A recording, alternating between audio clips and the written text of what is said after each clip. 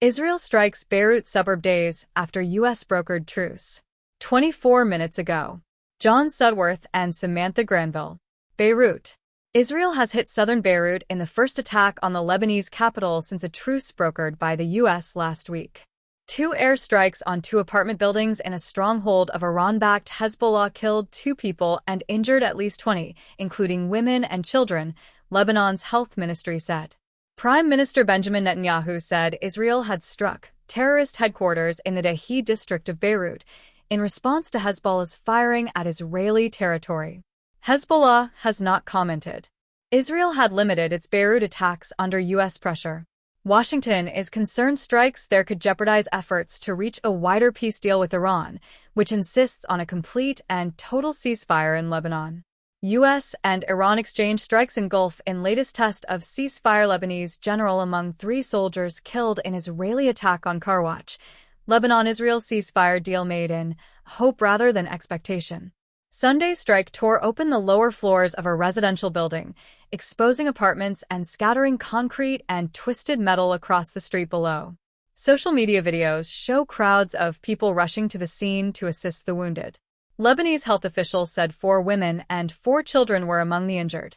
A statement from an Israeli Army Arabic language spokesman posted on X said that Hezbollah terrorist infrastructure was being targeted and suggested further strikes were coming.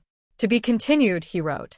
The Israeli military said it had intercepted 2 projectiles crossing into Israeli territory from Lebanon. Hezbollah has not admitted launching them.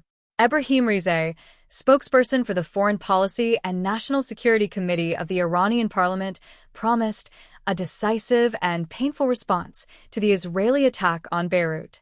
A week before the June 3 truce, Israel had threatened a broad offensive on Dahieh, prompting mass flight from the suburb and a frantic round of American diplomacy. President Trump later went on Truth Social to announce there would be no troops going to Beirut after a call with Netanyahu, and the U.S. informed Qatar, which had been working to broker de-escalation, that it had instructed the Israelis to stand down.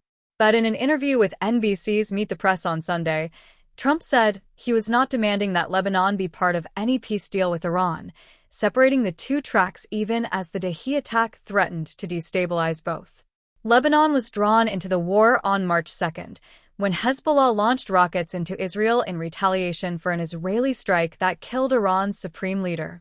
Israel responded with an air campaign across Lebanon and a ground invasion in the south, which has been escalating in recent weeks.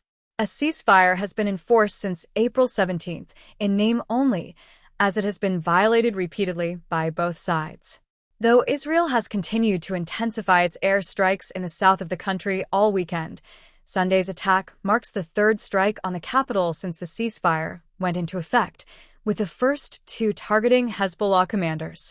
Lebanon's parliament speaker Nabi Berri, leader of the Amal movement and a figure closely aligned with Hezbollah, this week rejected the U.S. brokered deal announced after rare talks between the Israeli and Lebanese governments. Berri called the agreement a trap because it makes no mention of a parallel Israeli withdrawal from occupied territory in the southern part of the country. Hezbollah itself has no seat at those talks, and its leader Naim Qassem said in a written statement on Thursday that disarming the group would amount to fulfilling the enemy's objectives.